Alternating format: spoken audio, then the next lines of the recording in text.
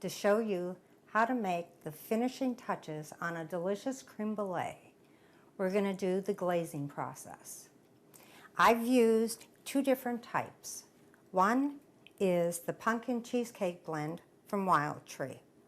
I'm just going to sprinkle a little bit of that on one because I like pumpkin.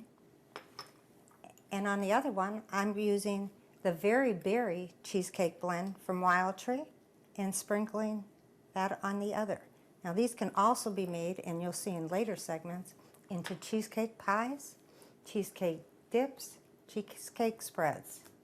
My husband, John, is going to show you with a torch how to glaze them.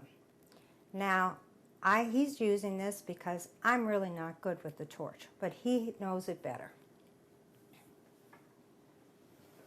Hi, I'm John Spiegel. This is a standard kitchen torch available at any kitchen supply store.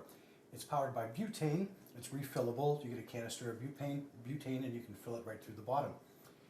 It works very much like a large cigarette lighter. There's a safety catch. You push that down, you push the trigger, it lights sometimes.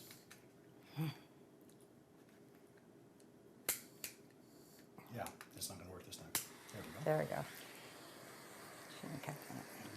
Now, if you don't have one of these torches, you can also put it under your broiler for about 5 minutes. It really is quick to melt that sugar in the cheesecake blends. Thank you, John. And as a little treat, let's try some of this. You try the Very Berry, and I'll try the pumpkin. Rich and creamy, if you look at the product.